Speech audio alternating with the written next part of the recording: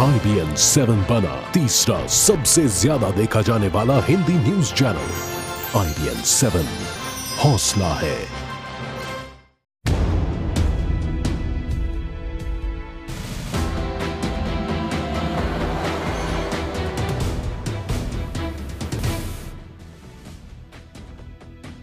नमस्कार, आप देख रहे हैं IBN 7। मैं हूं आकाश सोनी।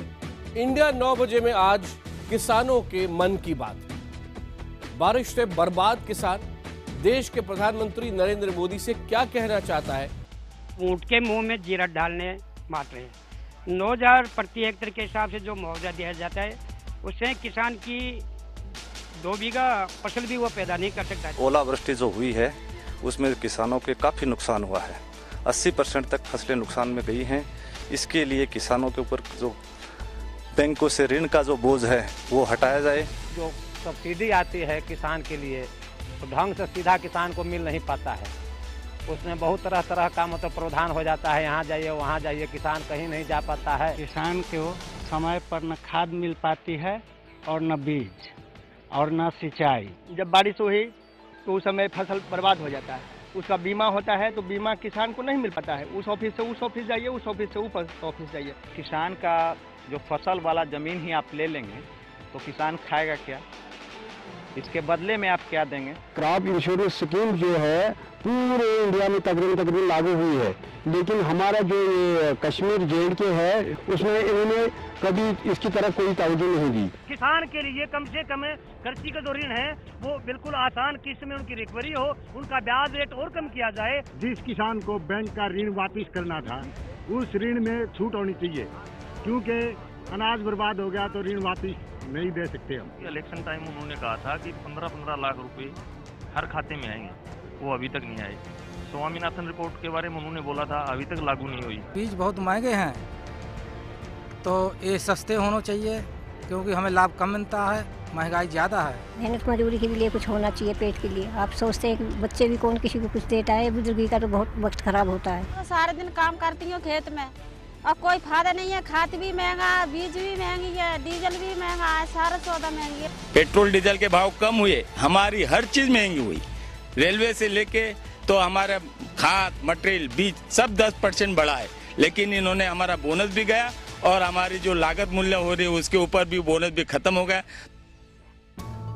प्रधानमंत्री नरेंद्र मोदी किसानों से अपने मन की बात कहना चाहते हैं, लेकिन देश के किसान आज किस हाल में जी रहे हैं ये देखने के लिए इस वक्त हम यहां खड़े हुए हैं। सबसे ज्यादा 6 प्रभावित राज्यों का एक ब्यौरा आपके सामने हम देने वाले हैं। शुरुआत कीजिए महाराष्ट्र से। देश के सबसे बड़े राज्यों में से एक है और 40 हेक्टेयर रबी फसल की जो 40,000 हेक्टेयर की जो रबी की फसल है उसको नुकसान महाराष्ट्र में पहुंच चुका है। 811 हेक्टेयर गेहूं, 633 हेक्टेयर प्याज की फसल महाराष्ट्र में बर्बाद हो चुकी है। सब्जियां, मक्का, अंगूर, अनार ये वो फसलें हैं जिनको सबसे ज्यादा नुकसान पहुंचा है। रत्नागिरी के हापुस आप खाते होंगे, आम की 25% फसल महाराष्ट्र में बर्बाद हो चुकी है। उन किसानों का हाल सोचिए। ये है अमरावती, वर्धा, यवतमाल और रायगढ़ जिले जो सबसे ज्यादा प्रभावित हैं। और नासिक का हाल तो यह है कि पिछले महीने भी ज्यादा बारिश से फसल को वहां नुकसान पहुंचा था और मार्च में फिर से यही हुआ। अब आइए मध्य प्रदेश की ओर। मध्य प्रदेश में देखिए 48 में से 43 जिलों में फसल बर्बाद हुई है। गेहूं, चने और सरसों ये फसलें हैं जिनको मध्य प्रदेश में सबसे ज्यादा नुकसान पहुंचा है। और अगला अगर आप देखें राजस्थान, जहां 33 में से 28 जिलों पर बारिश का असर पड़ा है। सरसों की 40% फसल राजस्थान में बर्बाद हो चुकी है। धनिया, जीरा और लहसुन ये फसलें हैं जिनको खासा नुकसान पहुंचा है। और खेत में 60% जो फसल सूख रही थी, जिसको धूप की जरूरत होती है, वो बारिश के कारण बर्बाद हो गई है।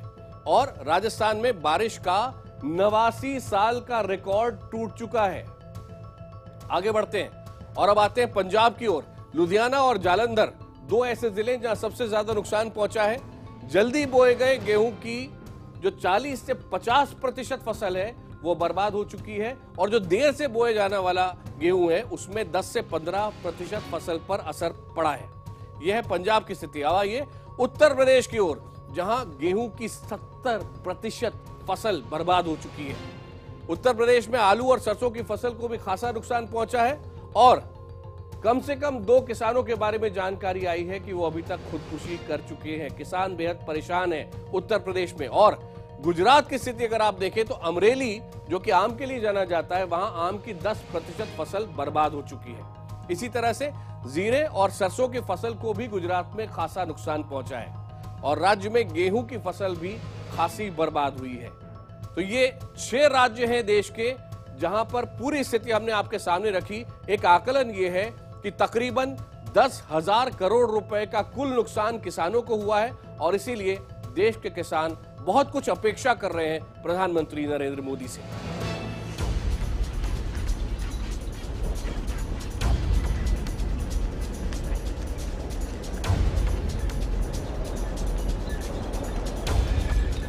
प्रधानमंत्री जी, आइए आपको ले चलते हैं मध्य प्रदेश।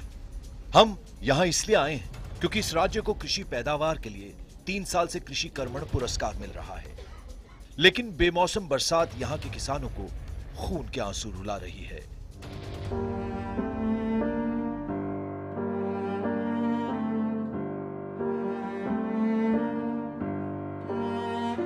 विदिशा के सीहोद गांव के दातार सिंह के 4 एकड़ खेत में गेहूं की फसल लहलहा रही थी और नंदलाल ने चने की फसल लगाई थी। बेमौसम बरसात ने दोनों को बर्बाद कर दिया। बैंक कभी नहीं भर पाई तो कर्जा लेकर सब फसलें बोई।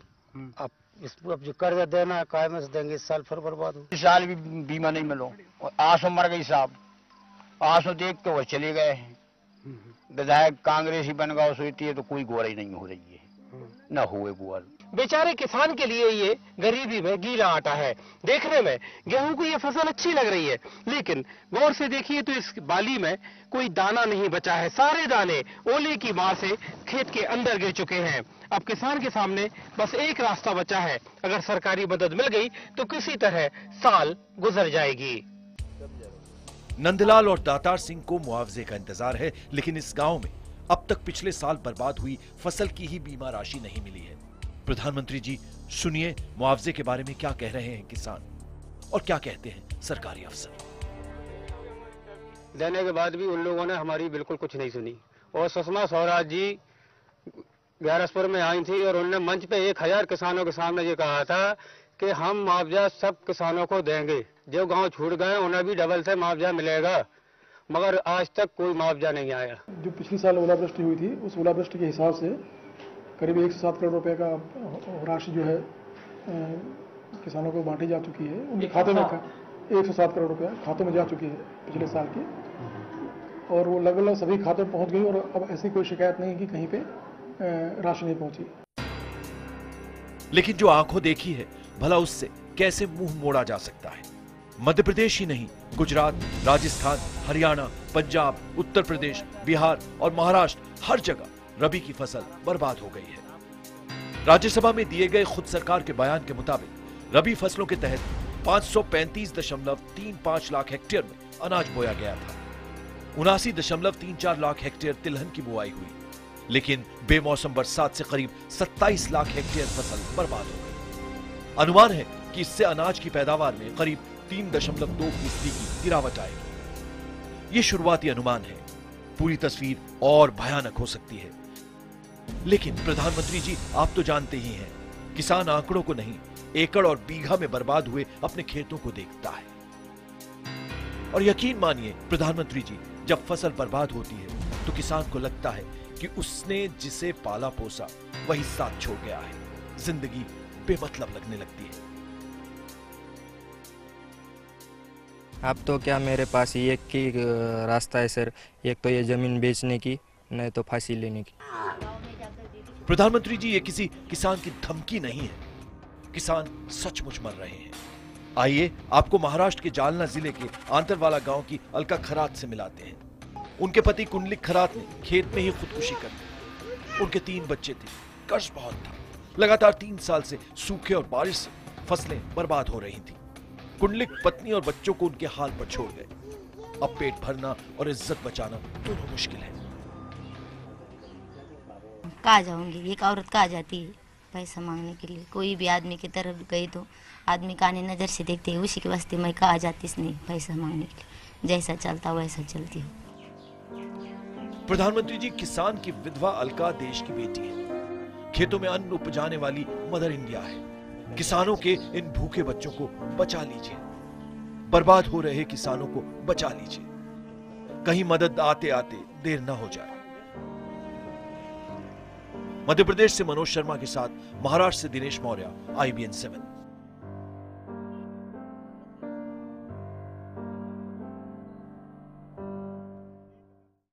बेमौसम बरसात से चौपट हुई फसलों से कितने किसानों ने खुदकुशी की, ये आंकड़े काफी वक्त बाद साफ होंगे। लेकिन लोकसभा में कृषि राज्य मंत्री ने जो आंकड़े दिए हैं उनके मुताबिक इस बार किसानों की आत्महत्या पिछले साल के मुकाबले 26% बढ़ गई हैं। प्रधानमंत्री जी जो बात कह रहे हैं अन्नदाता सुखी भव, बहुत खूबसूरत है, लेकिन अन्नदाता से भी सुनते हैं कि वो खुद क्या सोचता है, वो कैसे सुखी होगा। मेरा नाम कोमल सिंह पटेल है, मैं ग्राम जमतरा का किसान हूँ। प्रधानमंत्री जी से मेरा अनुरोध है समय पे किसान को खाद बीज मिले, ऐसा मेरा अनुरोध है कि समय पे किसानों को खाद बीज दिलाई जावे। मेरा नाम राम इकबाल सिंह है, मैं सासाराम का किसान हूँ। मैं माननीय श्री प्रधानमंत्री नरेंद्र मोदी जी से मैं कहना चाहता हूँ, शादी है, ब्याह है, खाद है, सारा हम लोग इसी पर निर्भर है, किसान के खेती पर। और जब तक हम लोग सही उपज नहीं मिलेगा, उपज का दाम नहीं मिलेगा, तो हम लोग खेती क्या कर पाएंगे। मेरा नाम रणवीर सिंह है, मैं सीकर क्षेत्र राजस्थान का रहने वाला हूँ। हमारा प्रधानमंत्री जी से निवेदन है कि हमारे यहाँ ओलावृष्टि से किसानों को बहुत नुकसान हुआ है। गेहूँ में, चने में और सरसों में, प्याज में बहुत ज़्यादा नुकसान हुआ है। इसलिए उनसे निवेदन है कि किसानों को उचित मुआवजा दिया जाए। प्रधानमंत्री जी, सुना आपने, आपसे क्या उम्मीद जोड़ रखी है किसानों ने। दरअसल खेती आज भी जुआ है। वक्त पर बारिश हुई तो सिंचाई होगी, सूखा न पड़ा तो फसल अच्छी होगी, कीमत अच्छी मिली तो किसान के घर खुशी आएंगी। लेकिन ऐसा होता कहाँ है। ऐसी दफ्तरों में बनने वाली नीतियाँ खेतों पर पहुंचकर बेकार हो जाती हैं। प्रधानमंत्री जी, आपको यकीन न हो तो आपको बिहार के बांका लिए चलते हैं। पूर्वी बिहार में गन्ने की सबसे ज्यादा खेती यही होती है। यहाँ के किसान कहते हैं कि उन्हें लागत के हिसाब से समर्थन मूल्य नहीं मिलता। प्रधानमंत्री जी, एक समस्या नवल किशोर भी बता रहे हैं। उपजने के बाद जो है समर्थन मूल्य नहीं मिलता है, समय पर डीजल अनुदान सरकार के द्वारा नहीं मिलता है, जिससे यहाँ काफी कठिनाई होती है। और हम लोग उपज होने के बाद जब बेचना चाहते हैं उसका समर्थन मूल्य नहीं मिलता है। हर बजट में किसानों के लिए आसान कर्ज नीति का ऐलान होता है, लेकिन कर्ज पाना आसान नहीं होता है। नतीजा ये होता है कि किसान साहूकारों के मकड़जाल में फंस जाते हैं। महाराष्ट्र के बीड जिले के गेवराई तालुका के 45 साल के आबा साहेब आखरडे के घर में उनकी विधवा बीवी और बेटा ही बचे हैं। उन्होंने खेती के लिए साहूकार से 80,000 रुपए कर्ज लिया था, लेकिन सूखे से फसल चौपट हो गई। उन्होंने साहूकार का कर्ज लिया था 80,000 रुपए। वो बोल रहे थे कर्ज देना, तो खेती के भरोसे पे लिया था, खेती में मट्टी डालने को। दादा साहेब संत ने भी कर्ज के चक्कर में फंसकर अपनी जान दे दी। उन्होंने 4 लाख का कर्ज लिया था। 6 एकड़ खेत पर उन्हें भरोसा था, लेकिन यहाँ सूखा पड़ गया। कर्ज लौटाने का दबाव बढ़ा तो उन्होंने परिवार को उसके हाल पर छोड़कर खुदकुशी कर ली। बैंक वाले घर आते थे, वो पूछते थे कर्ज भरे, हम लौट नहीं पाए कर्ज। वो जानकार कहते हैं कि बेमौसम बरसात और सूखे से बचने के लिए किसानों को फसल का बीमा करवाना चाहिए। लेकिन सवाल ये भी है कि क्या किसानों को बीमा का लाभ मिल पाया है। जबलपुर से किसानों का ये दर्द तस्वीर साफ कर देता है। कृषि बीमा होता है तो उसका समय से क्लेम नहीं मिलता है। प्रधानमंत्री से निवेदन है कि हमारा समय पे क्लेम दिलवाएं। प्रधानमंत्री जी, जब बीमा कराने में दिक्कतें आती हैं, फसल चौपट हो जाती है, तो किसान किसकी राह देखे। ऐसे में आसरा सिर्फ सरकारी मुआवजे का ही रह जाता है। लेकिन जमीन पर मुआवजा मिलने में कई बार अजीबोगरीब दिक्कतें सामने आ जाती हैं। प्रधानमंत्री जी, किसानों को उम्मीद है कि आपकी मन की बात में इन मुश्किलों का हल मिलेगा। इस बीच कांग्रेस अध्यक्ष सोनिया गांधी ने आज हरियाणा के कई शहरों का दौरा किया। सोनिया गांधी हरियाणा में बेरहम मौसम की मार झेल रहे किसानों के घावों पर मरहम लगाने के अलावा तबाह हुई फसलों का भी जायजा ले रही हैं। सोनिया गांधी ने अपने आज के दौरे की शुरुआत हरियाणा के भिवानी से की। इसके बाद वो झज्जर जिले के किसानों से मिलने भी पहुंची। शुक्रवार को भी सोनिया गांधी राजस्थान के कोटा गई थी। वहां बेमौसम बरसात की मार झेल रहे किसानों से उन्होंने मुलाकात की थी। इस महीने की शुरुआत से पिछले हफ्ते तक हुई भारी बारिश से देश भर में फसलों को काफी नुकसान पहुंचा है, जिसके बाद से किसानों का हाल बुरा है। हम एक होकर सब मिलजुल कर आपको मदद देने के लिए काम करें। जाहिर है कि सबसे बड़ी जिम्मेदारी सरकारों की है। हम तो ना हरियाणा ना केंद्र सरकार में हैं, फिर भी हम आपको सही मुआवजा मिले, सही उचित मदद मिले, इसके लिए खूब संघर्ष करेंगे। इंडिया 9 बजे में अब बात सांबा एनकाउंटर की। सुरक्षा बलों को आतंकी हमले में पाकिस्तान का हाथ होने के सबूत मिले हैं। सुरक्षा बलों ने हीरानगर के हरियाचक में 4 पठान सूट, बिस्किट, जूस, दवाइयां और कटर बरामद किए हैं।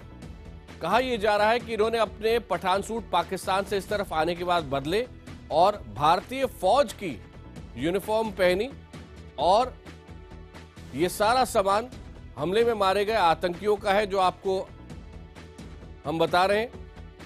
सूत्रों का कहना है कि सरहद पार से आतंकियों का गुट कल सुबह लगभग 3 बजे हीरानगर सेक्टर में घुसा था। उनमें से 2 आतंकी कठुआ की ओर गए और 2 आतंकी सांबा की ओर आ गए। एक गुट ने कल हमला किया था सुबह 6:20 पर और दूसरे गुट ने आज सुबह हमला किया 5:40 पर। सूत्रों के मुताबिक 2 दिन से आतंकी हमले में शामिल जो गुट है वो लश्कर का फिदायीन गुट है। ये लोग पाकिस्तान के जफरवाल कैंप से निकले थे और सीमा पार की इन्होंने इंटरनेशनल बॉर्डर पे, और उसके बाद कठुआ में और सांबा में हमला किया। हम इस वक्त सांबा के उस कैंप के भीतर हैं जहां पर आतंकियों ने घुसने की कोशिश की थी, लेकिन सतर्क जवानों ने उन्हें अंदर नहीं घुसने दिया। यहां पर आप देख सकते हैं दोनों आतंकियों को मार गिराया गया है। उनका सामान जहां बिखरा पड़ा है, जो इनसे सामान बरामद हुआ है वो देख सकते हैं आप सामने। ग्रेनेड हैं, सेल हैं, कट्टर हैं और AK-47 जो आप देख सकते हैं 2 यहाँ पर पड़ी हुई है, मैगजीन जहाँ पर है, गोली सिक्का बहु जहाँ पर पड़ा हुआ है। ये पूरी तैयारी के साथ यहाँ पर जो फिदायीन थे जो आए हुए थे, कल भी जो 2 फिदायीन मारे गए वो भी इसी तरह का सामान लेकर आए थे। आज भी आप देख सकते हैं यहाँ पर किस तरह का सामान इनसे बरामद हुआ है। ग्लव्स हैं, यहाँ पर मेडिसिन हैं, इंजेक्शन आप देख सकते हैं। ये इंजेक्शन से वो लेते हैं, पेन किलर और ड्रग्स के इंजेक्शन जहाँ मिले हैं। इनसे बहुत से टिफिन बॉक्स मिले हैं, ग्रेनेड्स हैं, आप देख सकते हैं कट्टर किस तरह के चाकू इन्होंने जो इस्तेमाल किए हैं।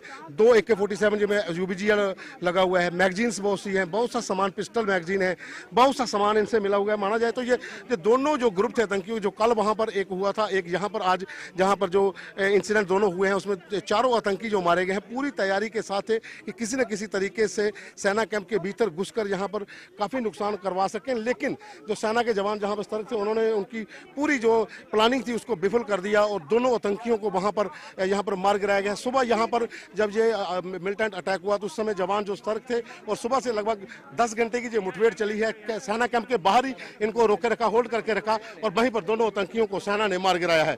कैमरामैन राजवी के साथ पवन शर्मा, सांबा, IBN 7। और अब बात उत्तर प्रदेश पुलिस की, जहां 18 पुलिस वालों पर जल्द ही गिर सकती है गिरफ्तारी की गाज। कांग्रेस की पूर्व प्रदेश अध्यक्ष रीता बहुगुणा जोशी का घर जलाने के मामले में 2 IPS अफसरों समेत 18 पुलिसकर्मियों पर CBCID का फंदा कस गया है।